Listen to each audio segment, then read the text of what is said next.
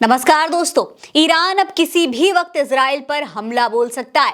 कई मुस्लिम देशों ने ईरान को समझाने की कोशिश कर ली है, लेकिन सब कुछ नाकाम होता हुआ दिखाई दे रहा है क्योंकि ईरान अब किसी भी समझौते के लिए तैयार ही नहीं है। उसने साफ कह दिया है कि अब अगर युद्ध होता है तो हो जाए, लेकिन हम इजराइल को छोड़ने वाले नहीं हैं। दोस्तों, अब इस मामले में अमेरिका ने खुद चेतावनी भी दे दी है। आपको बता दें कि एक्सोइस की एक रिपोर्ट के मुताबिक अमेरिकी विदेश मंत्री एंटनी ब्लिंकन ने इसे लेकर चेतावनी दी है। G7 देशों के अपने साथियों को उन्होंने कहा है कि इजराइल पर ईरान और हिजबुल्लाह का हमला सोमवार को यानी 5 अगस्त के दिन किसी भी समय हो सकता है। हालांकि टाइम्स ऑफ इजराइल की रिपोर्ट के मुताबिक बेंजामिन नेतन्याहू की सरकार ईरान पर हमला करने की मंजूरी दे सकती है ताकि इजराइल पर हमले को रोका जा सके। रिपोर्ट के मुताबिक इसे लेकर इजराइल के प्रमुख खुफिया एजेंसी मोसाद और शिन बेट के साथ नेतन्याहू ने एक मीटिंग भी की है।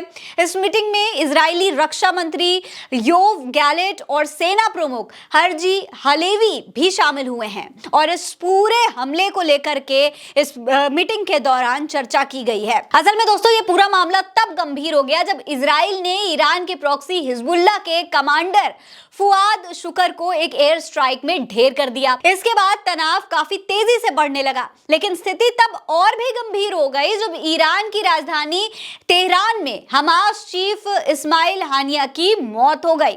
ईरान का कहना है कि इजराइल की ओर से एक हमले के जरिए हानिया को मारा गया है, जबकि इजराइल ने हानिया की मौत में न तो अपना हाथ होने को स्वीकार किया है और ना ही इससे वो इनकार कर रहा है।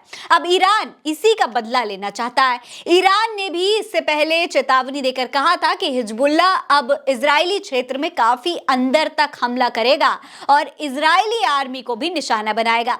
हालांकि स्थिति को शांत करने के लिए कई देश हैं जो ईरान को समझाने की कोशिश कर रहे हैं। जॉर्डन और लेबनान ने काफी कोशिश की है, लेकिन इसके बावजूद ईरान अपने रुख पर अड़ा हुआ है। जॉर्डन और लेबनान खुद इजराइल जाकर के मीटिंग करके आए, लेकिन वो ईरान को समझाने में नाकामयाब साबित हुए हैं। दोस्तों, ईरान ने कहा है कि वो यहूदी देश पर हमला जरूर करेगा, चाहे इससे युद्ध ही क्यों ना छिड़ जाए। यानी कि अब ईरान और उसके प्रॉक्सी इजराइल पर हमले को लेकर के पूरा तैयार है और आज के दिन यह हमला हो भी सकता है। हो सकता है कि 1-2 दिन आगे पीछे हो जाए, लेकिन हमला लगभग तय है।